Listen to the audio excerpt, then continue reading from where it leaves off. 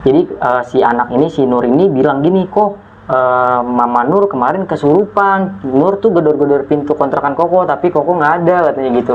Ditolongnya gimana? Iya, dicelupin batu ke air, disuruh minum. Tapi Nur ngeliat ya, di atas kepala Mama tuh kayak ada tali merah gitu pas minum. Akhirnya bini gue diambil, dibacain lagi sama dia di doa Nur buat Asmaul Husna sama satu lagi sholawat tuh. Gue inget banget, dia genggam, dia takbir tuh, Allah Akbar, dilempar, bung, kayak gitu bang. Batu dilempar sama dia. Pas dia lempar, gue denger di rumah si Pak Ijo ini dia bilangnya, kayak gitu. Apa tuh yang dilihat sama Nur pada saat itu? Kayak makanan apa ya, ada darah busuk-busuk gitu lah intinya, kayak gitu loh. Kayak nggak bagus lah. Terus udah gitu dia nggak ambil. Nah mungkin si anak tetangga ini dia makan kali ya. Dia jadi korban. Jadi Senin itu katanya masih sekolah, Rebonya meninggal dalam keadaan tidak wajar bang. Lu tau nggak meninggal kenapa? Katanya dia reperpan, kecepek, matanya ke atas, lidahnya ke atas juga.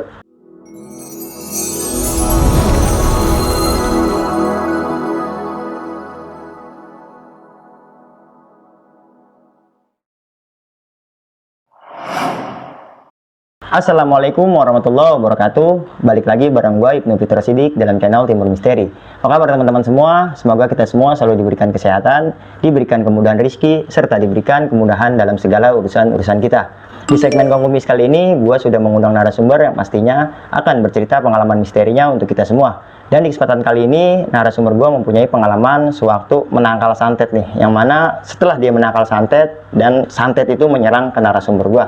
Nah, untuk lebih detailnya langsung aja kita berkenalan sekaligus kita sapa orangnya. Siapakah ini? Ini eksklusif juga nih. Ini seorang pemain tarot nih, Bang Niki. Apa kabar Bang Niki? Alhamdulillah baik bang. Baik Bang ya? Baik dong. Oke Bang Niki, sebelumnya terima kasih banyak Bang Niki udah mau mampir di Timur Misteri nih. Iya bang. Nah, sebelum kita ngebahas jauh nih, Bang Niki juga konten kreator Bang ya? Iya bang. Channelnya apa? Serem anjir. Serem anjir, serem anjir. Serem anjir gitu, Bang. Oh gitu ya. Yo, nadanya gitu. Serem anjir gitu. Oke, serem anjir. Oke. Nah, buat teman-teman nih, setelah menonton video ini bantu channelnya Bang Niki di Serem Anjir. Oh, karena di situ juga ada podcast horor, Bang ya? Ada podcast horor, ada tarot juga, penelusuran juga, Bang. Ada, lengkap ya. Iya, nanti kita undang Abang juga ya. Siap. Nah, buat teman-teman nih yang udah pasti kan yang mampir ke sini nih orang-orang yang suka horor, Bang. Ini tepat banget nih mampir ke channelnya Bang Niki di Serem Anjir. Dan di situ juga lu bisa dengerin podcast horor. Nanti linknya ada di kolom deskripsi. Oke, Bang Niki. Sebelum juga kita, gue minta kisi-kisi dari cerita lu nih. Lu kan pemain tarot Bang. Iya Bang. Gue minta dikit dulu lah. Boleh dong. Buat abang apa sih enggak? Ini Bang. Ini tarot ini buat apa nih maksudnya? Lebih ke sisi mana? Kalau tarot yang gue pakai ini sebelumnya gue jelasin nih Bang ya. Tarot ini gue pakai Lenormand, itu dari Belanda Bang, tarot Belanda. Jadi misalnya Bang mau baca sifat karakter atau mau baca ke depannya karir keuangan, biasanya nih lebih ke general sih Bang. Lebih ke general? Iya. Oke, gue minta karakter deh. Oke, boleh. Yang biar khusus ke pribadi gue aja gitu. Siap. Ini gue minta Bang buat kocok kartunya Bang ya. Oke, ini gue kocok nih. Ya. Kalau karakter ini gue mau lu fair Bang ya. Maksudnya apa yang ada di kartu ini nanti lu baca, ya itulah yang harus disebutkan. Itu pun maupun jelek maupun bagus. Oke, siap. Oke, kita fair-fairan di sini. Oke. Abang ambil 3 kartu Bang, kartu pertama. Kita nggak dibuka? Langsung buka aja nggak apa-apa. Taruh sini ya? Ya. Oke. Aduh, gue gemeteran nih Bang. Sama Bang, gue gemeteran juga. Takut juga nih. Nggak boleh deh tuh deketan. Oke. Kita ambil kartu terakhir. Nah, ini Abang pegang Bang. Oke. Nah, di sini ya Bang ya. Ini kan gue jelasin ya. Kasih tau kamera dulu Bang. Oke, siap. Oke, di sini kan ada gambar garden Bang. Garden ini melambangkan kayak sifat. Iya, kebun juga. Jadi tapi kalau di tarotnya tuh bilangnya tuh Abang tuh orang humble. Mau sama siapapun orangnya humble banget Bang.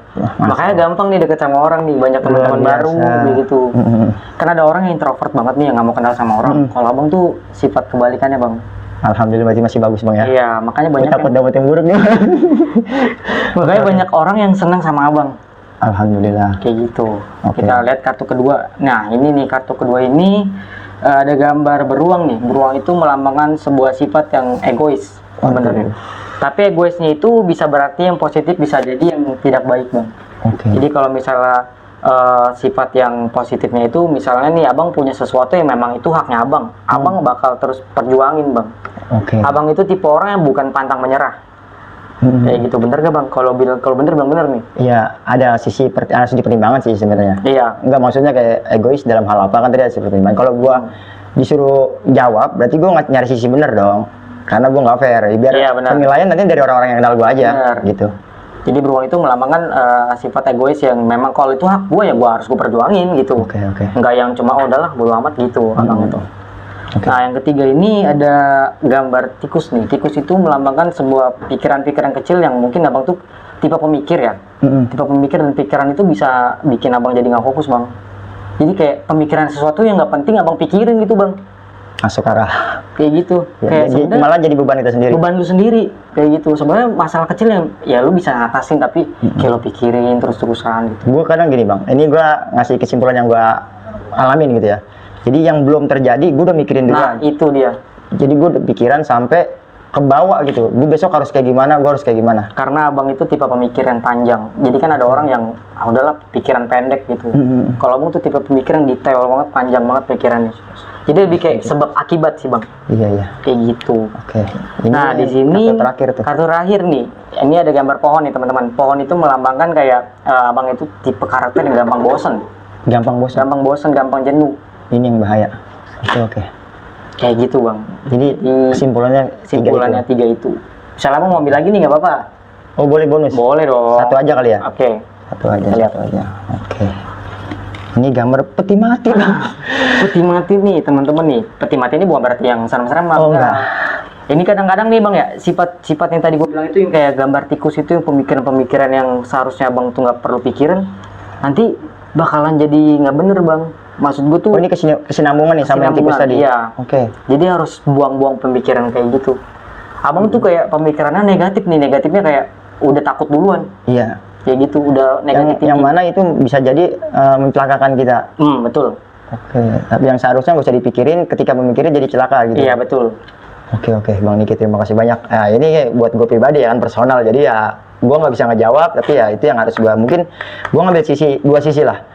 Dari semua yang terjadi ini, maksudnya ya ini menjadi introspeksi gue aja gitu. Betul. Jadi introspeksi gue, cuman emang gue di sini minta ya untuk sifat gue kan gitu. Oke Bang Niki, terima kasih banyak. Sebelumnya udah mau berbagi lah ke kelebihan lu lah Bang. Ini kelebihan ya. Tapi lagi-lagi buat teman-teman juga kita nggak bisa mempercayai ini Bang ya. Iya betul. Oke Bang Niki, kita ke tema nih. Lu kan tadi sempat cerita sedikit kalau lu bukan lu yang kena santet ya, tetangga lu kena santet. Gua. Tapi si santet ini seakan-akan ikut campurkan sama lu. Itu kisi-kisinya kayak gimana? Jadi waktu itu gue nolongin tetangga gue bang. Bukan nolongin sih, jatuhnya kayak cuman mau tahu aja nih tetangga gue kenapa nih kan. Terus ternyata orang yang nyalakain dia masih tetangga juga, dan dia ngerasa gue sama bini gue ini ngeganggu atau ngehalangin. Kejadian apa nih pas lu disangka ngeganggu itu? Salah satunya tuh waktu gue lagi maghrib gue ngedenger kayak suara petasan meledak, tak. Logikanya nih bang ya, di depan kontrakan gue itu ada ibu-ibu pada nongkrong. Kalau misalnya memang itu logika ya, pasti mereka denger dong. Oh ini hanya lu? Hanya gue sama bini gue doang yang denger bang. Kita sampai keluar, bu, maaf bu, tadi dengar suara petasan apa ibu ya? Mereka nggak ada mas, kayak nggak ada. Oke. Dan loginya di masyarakat ya maghrib nggak ada yang ngidupin petasan. Bener. Ya? Oke. Kayak gitu bang. Tapi tahan dulu Bang Niki ya. Siap. Nah buat teman-teman sedikit kisi-kisi dari Bang Niki. Buat teman-teman juga gue mengingatkan nih, apapun yang nanti diceritakan sama Bang Niki bukan bermaksud untuk menakut-nakuti atau memberikan hal negatif untuk teman-teman semua, melainkan cerita Bang Niki ini kita jadikan pelajaran untuk kita bersama, karena memang hal goib itu ada dengan penemuan yang berbeda-beda. Nah sebelum masuk ke ceritanya, gue juga mengingatkan buat teman-teman nih yang mempunyai pengalaman misteri, baik itu pendakian gunung, urban legend atau lainnya yang berbau misteri dan mau diangkat ceritanya atau menjadi narasumber seperti Bang Niki ini, teman-teman bisa DM ke Instagram kita Timur Misteri atau juga kirimkan email di timurmisteri.cr@gmail.com. Untuk lebih mempermudah, nanti linknya ada di kolom deskripsi. Oke Bang, kita mulai Bang ya. Siap Bang. Simak terus video ini agar kita bisa mengerti isi ceritanya. Jangan kemana-mana karena kita akan masuk ceritanya.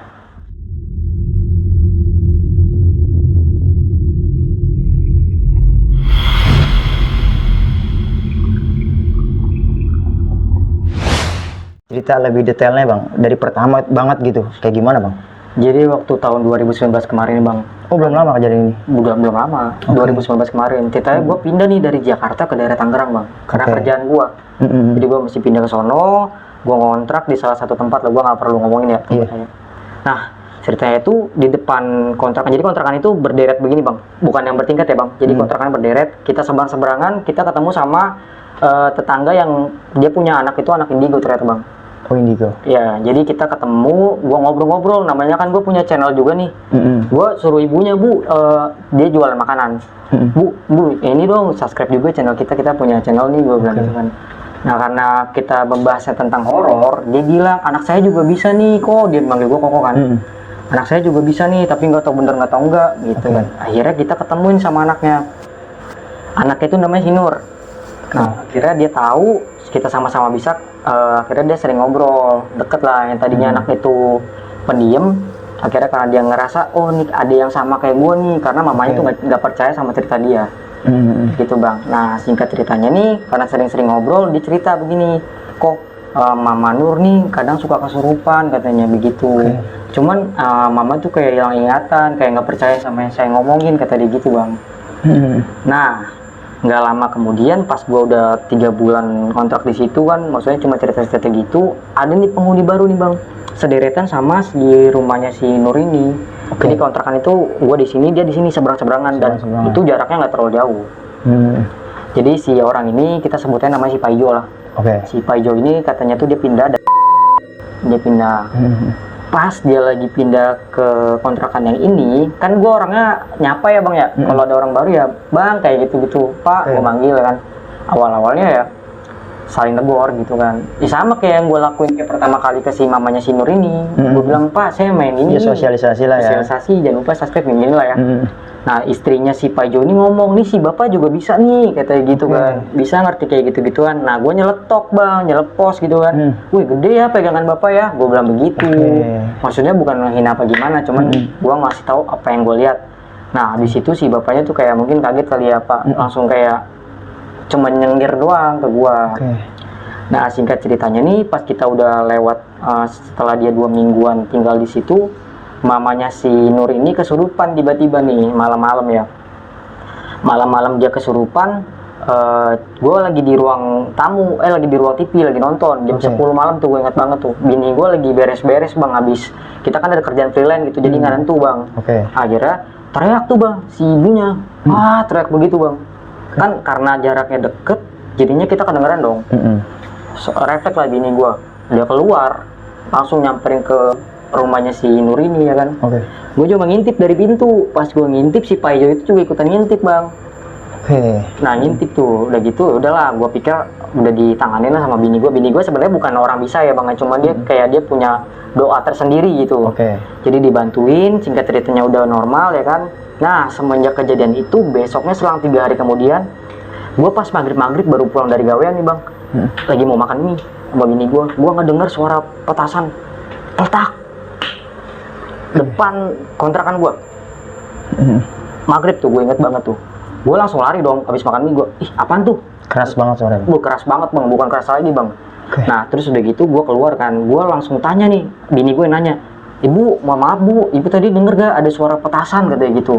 Soalnya tuh petasan itu bukan depan ya bang, jadi kayak kontrakan gue ini sebelahnya itu langsung kebun kosong, dan itu ternyata kuburan keluarga. Kayak gitu. Petasan tuh pas meledaknya di samping, karena itu kenceng banget, nggak mungkin orang nggak denger dong ya kan? Kita tanya, bu denger gak bu ada suara petasan bu, kayak ada suara meledak, ibu denger gak? Nggak ada kok katanya, saya nggak denger apa-apa. Terus gue mikir logika, kalau misalnya memang denger harusnya mereka panik dong. Tapi sepanik lu lah ya. Iya tapi ini biasa aja gitu bang. Nah dari situ gue langsung kayak, kok perasaan gue nggak enak nih bang gitu kan. Akhirnya gue telepon nih saudara gue yang memang dia ngerti sama hal-hal mistis. Karena di situ gue udah bener-bener panik banget bang, gue nggak pernah bener-bener mendengar yang sejelas itu bang. Kayak gitu, gue telepon dong, gue kan manggilnya si Oni, Ton, ini tempat gue kok meledak ya? Gue bilang begitu.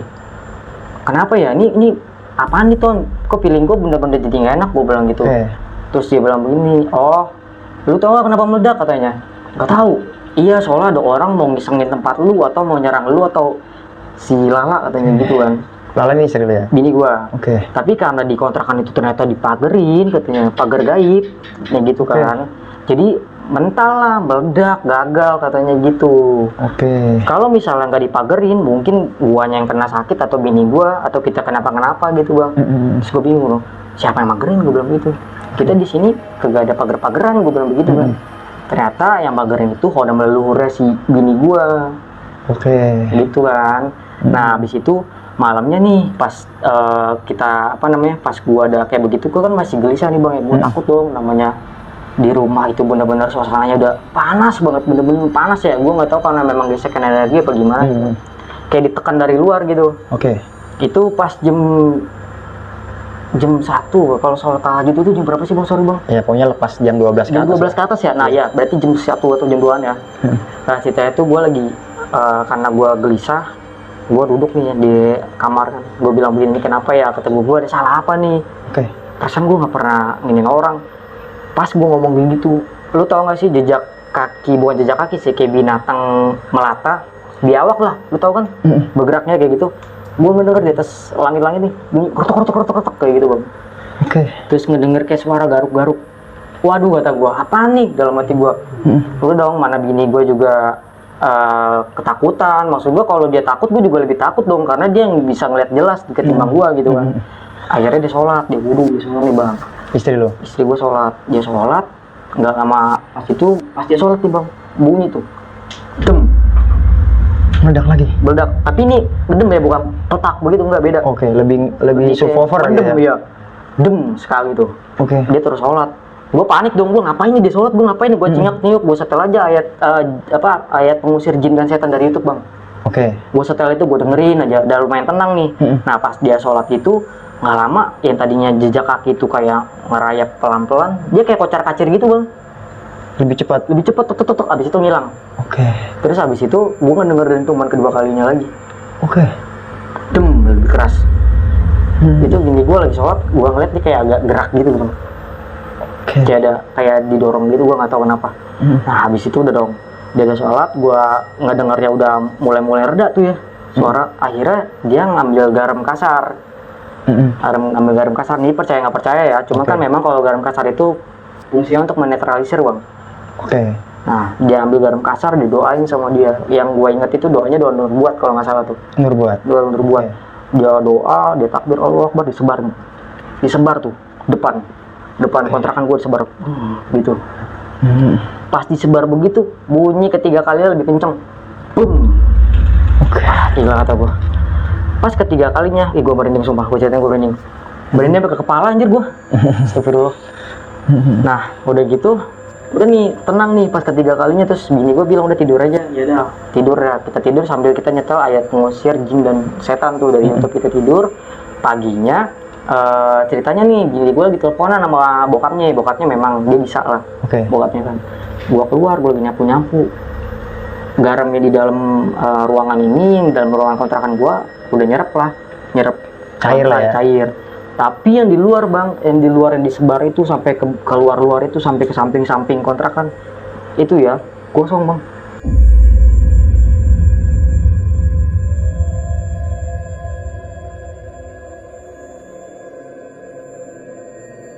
Kosong.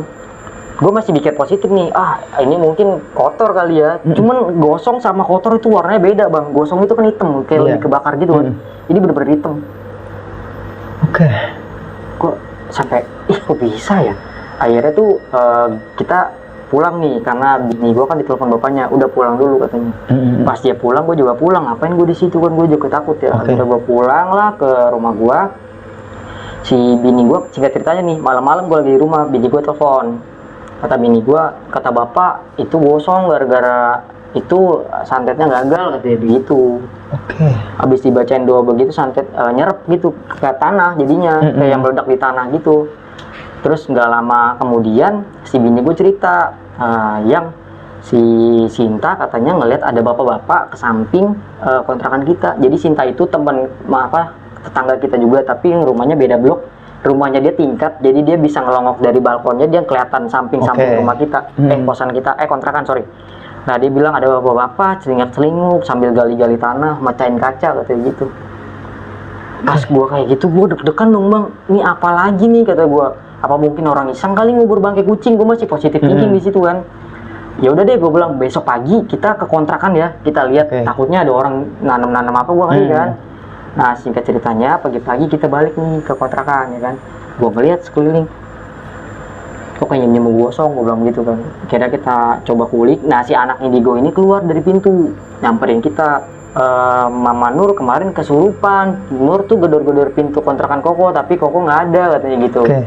Akhirnya si Paijo ini keluar nolongin Mama katanya gitu, ditolongin. Yang orang baru ini? Orang baru ini dia bilang gitu kan. Tapi dia kayak, terus kan gue tanya dong, ditolonginnya gimana? Iya dicelupin batu ke air, disuruh minum gitu. Kayak Ponari dong? Iya, Ponari sweat. Iya kayak gitu. Nah terus abis dicelupin ke air gitu kan, diminum lah sama mamanya. Terus kata si Nur ini, tapi Nur ngeliat ya di atas kepala Mama tuh kayak ada tali merah gitu pas minum. Tali? Oke. Terus gue bilang, yaudah ntar aja ceritanya di dalam kontrakan. Gue bilang gitu, nih Koko ini nih lagi nyari-nyari inian, katanya kemarin ada yang nanam apa. Terus dia bilang, iya kok kemarin aku lihat si Paijo ke samping rumah Koko katanya. Dia ngintip dari jendela tuh si Nur ini.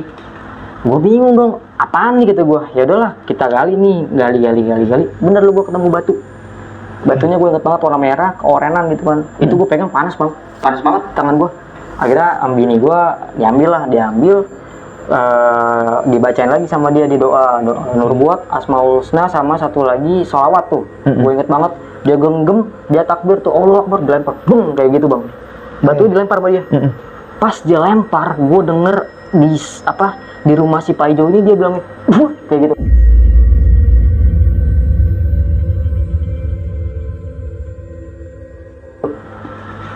Pas banget lempar dia, langsung ada suara batuk gitu lah ya? Iya, tapi kayak batuk muntah gitu. Gue langsung kelihatan, gue masih berpikir kayak logis nih bang, kok bisa ya kayak gitu ya. Gue masih mikir, mungkin dia lagi batuk kali apa gimana ya kan. Yaudah kira kita giring si Nur ini ke dalam kontrakan, kita cerita. Pas dia cerita, gue ngeliat di belakang punggung dia ini ada batu sama percis yang tadi dipegang bini gue. Yang warna merah oren-oren gitu? Iya. Ditanya dong, kemarin kamu diapain sama si Paijo? Katanya, iya aku dipegang nih badan aku kemarin, katanya biar kalau ngeliat sosok ini nggak terlalu sakit matanya, katanya buat jaga-jaga, dia bilang gitu. Cuman ini panas banget kok katanya gitu kan. Dia bilang, dia kan manggil ini kan Kalala, panas kak katanya gitu. Ya udah deh, ini gimana kita cabut aja ya, soalnya ini nggak bagus nih ke badan kamu gitu. Karena kita kasihan dong ya kan. Dia bilang, tapi jangan deh kok, soalnya saya takut. Si Paijo bilang gini, kalau dia nggak suka sama orang, dia bisa ngebunuh orang itu dalam waktu 10 detik. Takutnya si Paijo tahu waktunya diambil, ntar aku yang kena katanya. Oh gitu. Diancam berarti ya? Iya, dia diancam. Cuma secara nggak langsung ngancamnya. Terus gue bilang, udah nggak usah takut mama yang di atas, gue bilang gitu. Padahal sebenarnya gue juga takut bang. Cuman gue berpikir gini, kalau gue takut, dia bakal lebih takut. Dan itu anak-anak. Gue bilang, udah nggak usah takut, nanti kita doa aja, gue bilang gitu kan. Akhirnya dia cabut, dibuang lagi, bunyi lagi dia, muntah lagi dia. Nah dari semenjak kejadian itu nih, udah nih tenang nih, seminggu aman. Tapi pas kayak gitu kan, yang tadinya gue tegur-teguran sama si Paijo ini, tiba-tiba dia kayak ngeliat gue sinis banget bang. Kayak gue kan buka pintu nih, dia lagi depan lagi nyapu-nyapu, gue panggil, Pak langsung masuk lu, nggak mau negor ke gue, lebih mengasingkan diri, sensi banget sama gue. Akhirnya tuh adalah satu momen yang gue lagi pulang dari gawean, gue lihat nih dia lebih sering berinteraksi sama warga-warga di sekitar. Yang tadinya dia tuh benar-benar pendiam ya, nggak pernah, dia menutup diri lah, nggak pernah mau bersosialisasi. Dia langsung ngobrol-ngobrol gitu. Dan ternyata dia ngobrol-ngobrol itu, dia ngomongin gue sama bini gue, ngomongin kayak itu si Cina tuh kerja apa tuh, pulangnya malam, siang nggak ada kegiatan, kayak gitu ngomongin gue. Lebih fitnah jatuhnya ya? Fitnah. Terus udah gitu, yang gue lihat waktu dia ngobrol sama warga-warga di situ, gue ngeliat ada tali merah yang sama percis kayak yang di kepala orang tuanya si Nur ini. Yang seperti Nur lihat berarti ya? Terus si Nur juga gue kan buat mastiin kan, kamu ngeliat gak sih tali merah itu sama gak sih sama yang di mama kamu? Iya sama, kok bisa gitu ya, kata dia. Nah pas gue cari tahu, ternyata itu dia pengaruhin orang-orang di sekitar situ biar benci sama gue. Oke, ngedoktrin lah bahasanya. Ngedoktrin. Akhirnya pas gue kan orangnya nggak mau cari ribut lah. Oke. Karena kan namanya gue kreator, gue YouTube juga, gue kan pasti pulang pagi. Mereka ngiranya gue aneh-aneh. Oke. Kayak gitu. Akhirnya gue memutuskan 2 minggu setelah itu gue baliklah ke daerah gue, ke Jakarta. Jadinya kan pas lagi kerjaan gue juga lagi sepi tuh waktu itu. Gue balik ke Jakarta. Nah si Nur ini bilang, kok pindah nanti kita gimana, kata dia gitu. Soalnya kan kalau apa-apa ada Koko gitu, dia takut gitu. Akhirnya dia keluar sama keluarganya pindah gitu. Oh, kan. Pindah juga dari area situ. Pas udah 2 minggu setelah kita orang pindah, si Nur ini message gue di Facebook, kan gue jarang buka Facebook ya. Pas itu gue lihat nih, gue lagi di rumah ya kan, gue buka lagi di rumah sama bini gue. Ini si Nur cerita katanya pas dia pindah katanya dia meninggal, yang gue bilang gitu. Siapa? Ini loh anak tetangga yang sebelah kontrakannya si Nur ini, gue bilang gitu. Pas kita itu langsung meninggal. Terus si Nur ini dia bilang gini, pas Koko pindah, si Pak Ijo ini suka ngasih makanan lah ke situ, ke si Nur sama ke tetangga itu, ngasih makanan. Cuman kan karena si Nur itu kan udah gua comot, bukan gua yang comot ya, maksudnya udah kita tolongin tuh ya. Dia bisa ngeliat lagi ya, karena dia ngeliat itu makanan bukan makanan sama dia buang lah. Mamanya kan udah sadar nih kalau dia memang punya kelebihan, jadi mamanya percaya sama dia, jadi nggak pernah di. Apa tuh yang dilihat sama Nur pada saat itu? Kayak makanan apa ya, ada darah busuk-busuk gitu intinya, kayak gitu loh, kayak nggak bagus lah. Terus udah gitu dia nggak ambil. Nah mungkin si anak tetangga ini dia makan kali ya, dia jadi korban. Jadi Senin itu katanya masih sekolah, Rebonya meninggal dalam keadaan tidak wajar bang. Lu tau nggak meninggal kenapa? Katanya dia reperpan, kecekek, matanya ke atas, lidahnya ke atas juga.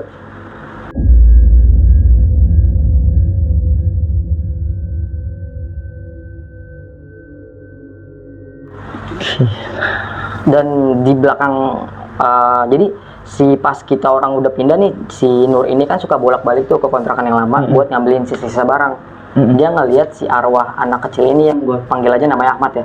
Si Ahmad ini dia nangis, dia nunjuk ke rumahnya si Pak Ijo sambil nangis. Jadi si Nur ini yang diteror sama si anak si Ahmad ini.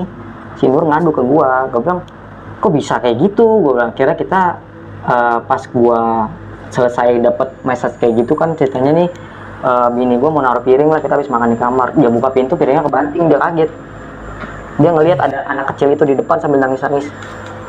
Si Ahmad itu matanya ke atas. Gila. Kayak orang posisi meninggalnya, kalau misalnya meninggalnya bagus ya nggak apa-apa ya, ini meninggal kesiksa bang, kayak masih dicekik gitu ya.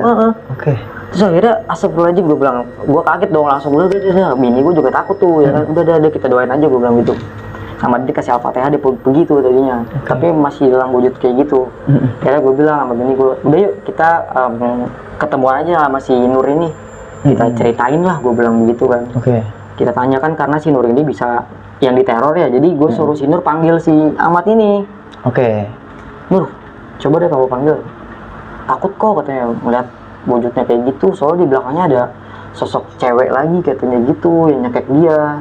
Jadi di belakang anak itu ada sosok, mungkin ini yang dinamakan tumbal kali ya, dicomot sama itu gue sampai ketakutan, gue nggak tega bang ngeliat anak kecil gitu kan.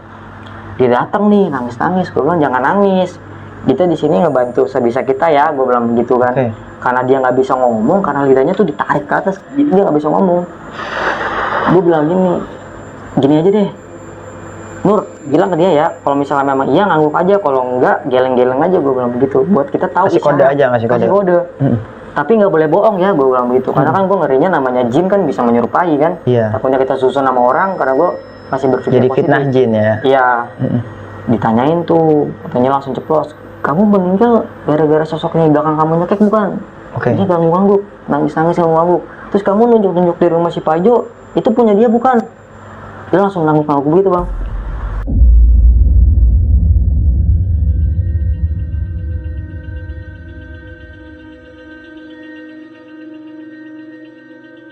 Terus yang kata si Nur ini, dia bilang mamanya kan, almarhum mamanya ini, mamanya si Ahmad ini kan beres-beresin, dia kayak mau komunikasi sama orang tuanya, tapi orang tuanya nggak bisa lihat. Kayak gitu bang. Jadi kayak ada pesan mau disampaikan. Iya, dia ngelihat si Nur ini bisa ngelihat dia kali ya, jadi dia nyamperin si Nur terus gitu loh, buat tolong sampein ke orang tua Oke, gua jadiin gitu. perantara lah. Iya, kalau yang dalang semua ini tuh tetangga gitu bang. Nah pada saat itu berarti lu sama-sama nggak ngeliat si Ahmad, lu diperantarin sama Nur. Gua ngeliat, tapi pada saat itu gua ngeliat itu masih berbentuk siluet bang. Kalau si Nur ini ngeliat, dia bener-bener ngeliat kayak ngeliat orang. Jelas. Jelas. Tapi maksudnya pun dia tahu ya. Iya, kayak Oke, gitu. Terus udah gitu gue bilang ya udah, saya nggak bisa ngapa-ngapain nih. Kita cuma bisa bantu doa doang karena ini kan maksudnya udah tumbal dan dia udah tarik bang. Gue nggak ngerti caranya buat nolongin si Ahmad itu bang. Dari situ dia nangis, kejar-kejar nangis bang. Dia nangis, akhirnya gue nggak tahu gimana ceritanya. Udah tuh sampai situ udah nggak ini lagi. Lu nggak kontekan sama Nur? Udah nggak gue masih kontekan, cuman si Nur bilang udah nggak ada si Ahmad ini. Gue cuma terakhir gue bilang, Ahmad, kalau kamu masih percaya sama pencipta kamu minta tolong, karena kamu gak usah takut sama sosok belakang kamu. Gue bilang begitu kan. Kamu datanglah ke mimpi mama kamu tuh, orang tua kamu bilang. Pokoknya di pas cerita selanjutnya itu gue dengar dari si Nur ini, katanya orang tuanya si almarhum Ahmad ini udah tahu bang kalau misalnya memang yang nyerang si itu, karena dia makan makanan dari si Paijo itu bang. Dan karena dia tahu, akhirnya sekeluarga juga pindah.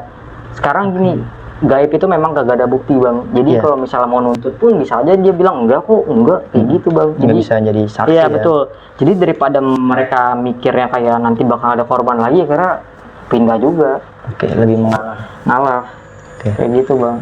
Tapi yang masih ngeganjel dalam hati gue nih, kayak gue ngerasa bersalah karena nggak bisa nolongin si Ahmad itu bang. Gue bisa nolongin si Nur, tapi gue nggak bisa nolongin si Ahmad ini. Iya, intinya ya gitu. Si Ahmad ini ya jadi korban bang ya. Jadi korban. Dan setelah gue korek-korek lagi nih bang, dari yang ada tali di kepalanya si warga-warga di situ, ternyata tuh tipu muslihatnya si Paijo ini buat mempengaruhi, karena dia nggak bisa nyerang gue sama bini gue lewat gaib. Akhirnya pengaruh warga-warga di situ biar gue pindah. Pas gue pindah, otomatis dia bisa ngelancarin dong, gak ada yang ngalangin lagi gitu bang. Lu jadi beban lah buat dia. Iya, jadi bukan berarti gue tuh hebat apa enggak, bukan berarti kayak gitu. Karena gue juga nolongin juga, gue pakai doa yang gue bisa aja, enggak kayak orang-orang begini-begini, enggak. Dan maksud gue tuh bukan gue mau nantang ilmu ke si orang itu, tapi gue nggak tahu ya kenapa dia bisa semarah itu sama gue.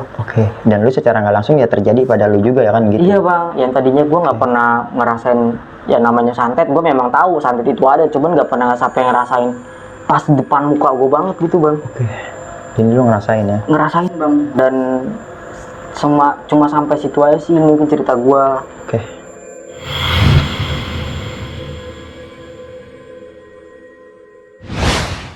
Bang Niki, terima kasih banyak sebelumnya. Bang Niki udah mau bagi pengalamannya nih. Ini cerita gokil banget bang, maksudnya horor, pilu gitu kan buat si Ahmad ya. Sebelum gue mempertanyakan dari cerita lo ini nih, ada baiknya kita mendoakan si Ahmad ya. Betul bang. Semoga arwahnya tenang di sisi Tuhan Yang Maha Esa, dan kuburnya juga dijadikan surganya Tuhan Maha Esa bang ya. Amin. Oke Bang Niki, gue juga ada yang mau gue tanya nih dari cerita lo. Pertama gue nanyain tali dulu nih. Talinya itu tali goib atau memang tali yang dia kasih? Yang nggak semua orang bisa ngeliat? Iya, tali goib. Oke, berarti hanya orang tertentu yang bisa ngeliat tali, tali merah itu? Betul, itu tali goib. Berarti kan 2 orang yang udah kena tali itu ya? Nyokapnya si Nur sama warga ya? Salah satunya diiketin juga. Oke, nah yang mau gue tanyain lagi, selama proses-proses lu ngambil batu, lu komunikasi sama si Nur, itu dia tahu nggak sih dari dalam rumahnya? Kalau menurut gue sih dia tahu bang. Karena kan dia nggak ada respon, cuman hanya muntahnya aja. Iya, cuman dia tuh nggak mau terlalu kayak kecil banget bang. Oke, dia juga menutupi ya. Nutupin. Oke, berarti dia tahu semua aktivitas lu pada saat itu. Iya betul, karena kan namanya orang sama-sama bisa, pasti kita tahu dong ada energi, dan dia bisa ngeliat gue bisa lihat dia gitu bang. Iya, karena ada energi ya. Ada energinya bener. Oke, buat yang paham aja nih. Buat yang paham. Betul. Nah, pertanyaan selanjutnya gini bang, gue bingung nih, Nur ini usianya berapa? Dia masih SMP bang. SMP udah dewasa ya, udah tahu lah mana yang buruk mana yang baik ya. Kalau sana seusia itu ya, betul. Udah bisa mempertimbangkan, jadi udah bisa kita percaya lah ini. Iya betul ya. Nah untuk si Ahmad, usianya? Dia masih kelas 4 atau 4-5. Ahmad malah yang lebih muda ya. Masih kecil bang, masih kecil banget. Ini yang kesian si Ahmad sih bang. Makanya itu yang benar-benar sampai gua sedih banget ya bro, sampai gua nggak bisa nolongin gitu. Iya. Ya mungkin juga lu nggak bersalah sih sebenarnya. Maksudnya si Ahmad ini kan di luar pantauan lu pada saat itu kan. Kalau si Nur ini kan memang dia pun pada saat itu ya sharing ke lu, maksudnya banyak tanya ke lu, jadi sedikit banyaknya walaupun lu nggak tahu tapi lu bisa ngebantu kan gitu. Iya betul. Maksudnya berusaha ngebantu. Ya. Kalau si Ahmad ini kan lu di luar kendali lu kan. Betul kata ya. Yang lu nggak tahu tiba-tiba dia dikasih makan menjadi korban. Iya betul. Oke. Nah pada saat lu udah saling pindah nih, bagaimana si bapak-bapak ini nih?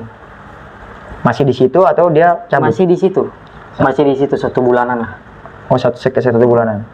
Jadi dia masih bertahan di situ. Masih bertahan di situ. Oke, ini pertanyaan terakhir dan pertanyaan penutup yang lu bisa jawab. Oke, lu jawab. Lu nggak bisa jawab, nggak apa, lu nggak jawab. Gue nanya, tujuan utama bapak-bapak ini apa sih? Dari dia pindah ke situ. Oke, jadi tujuan utama nih dari sudut pandang gue ya. Iya, sampai dia mau nyantet si Nur ini kan. Iya, jadi yang gue lihat itu dia punya ilmu, tapi ilmunya disalahgunakan sama dia. Jadi mungkin dia mau ngambil sesuatu yang ada di dalam tubuh anak kecil. Oke. Jadi maksudnya tuh kayak anak kecil itu masih murni loh bang. Masih murni, dia mau ambil entah sukmanya atau apanya buat menyempurnakan ilmu dia. Kayak gitu bang. Jadi untuk lebih kebutuhan keilmuannya dia. Ilmuannya dia benar. Mengorbankan orang lain. Iya betul. Kasihan, jadi ya nggak bagus ditiru lah bang ya. Iya betul. Makanya kalau misalnya. Iya, apa bang, lanjut bang. Kalau misalnya memang punya ilmu, maksudnya pergunakanlah dengan sebaik-baiknya. Dan gue mau cerita juga ke viewer abang ya. Iya, ini maksudnya, edukasi nih bang. Iya, jangan pernah takut sama hal kayak gituan. Bukannya berarti gue soberannya bagaimana bang. Cuman satu, kalau misalnya kalian ngerasa aneh-aneh, sholat, doa dengan keyakinan kalian masing-masing. Karena gue udah ngerasain bang, dengan lu doa, dengan lu sholat itu meledak, gagal. Oke, jadi kegagalan itu dari protek, itu jadi protek buat kita. Jadi protek juga buat kita. Oke, canggih. Oke bang, luar biasa banget bang Niki, edukasinya, pengalamannya, semua ini juga, ya maksudnya jadi pembelajaran lah buat kita semua. Ya, kita nggak ngelarang orang buat mencari ilmu kan gitu bang. Betul, ya? Maksudnya itu personal lah. Buat kalau entah dia buat kebutuhan, tapi gunakanlah untuk kebaikan bang. Yang sekiranya merugikan orang lain ya tinggalin lah, karena dari situ aja udah kelihatan itu ilmu yang jelek kan gitu. Betul bang. Oke bang Niki, terima kasih banyak. Ya bang. Lu udah mau berbagi pengalaman lu, dan buat teman-teman semua nih, gue lagi-lagi bukan bermaksud nih buat nakut-nakutin lu semua, tapi melainkan nih cerita bang Niki ini kita jadikan pelajaran kita bersama bang ya. Betul. Ini penting banget nih buat teman-teman mempelajari ini semua, karena kan banyak perdebatan juga bang Niki ya. Entah percaya santet, nggak percaya santet gitu kan. Ya tetap kesimpulannya kita serahkan kepada teman-teman lah. Nah, oke. Buat teman-teman juga nih, gue mengingatkan jangan lupa juga nih bantu Bang Niki di Serem Anjir ya Bang ya. Betul. Karena Bang Niki juga di situ lagi berjuang buat kontennya nih. Lu ada penelusuran Bang ya? Ada penelusuran juga Bang. Minta rekomendasi nggak tempat? Boleh. Buat area-area Jakarta, Tangerang dan sekitar ya. Boleh. Nah, buat teman-teman nih yang punya tempat-tempat angker atau pembersihan mungkin Bang, bisa? Bisa insya Allah. Nah, iya pembersihan juga teman-teman bisa ngubungin ke Instagramnya Bang Niki atau ke YouTube-nya Bang Niki ya. Nanti linknya gue cantumin di kolom deskripsi. Nah, buat teman-teman juga nih yang nggak nyaman sama iklan di sini, teman-teman bisa mampir ke Spotify-nya Timur Misteri di Timur Misteri Podcast, karena di situ juga gue banyak undang narasumber yang mempunyai pengalaman misteri. Nah, kiranya itu aja yang bisa gue sampaikan pada kesempatan kali ini. Kurang dan lebihnya gue mohon dibukakan pintu maaf yang seluas-luasnya. Akhir kata, gue Ibnu Fitra Siddiq, Niki Septian, pamit undur diri. Wassalamualaikum warahmatullahi wabarakatuh.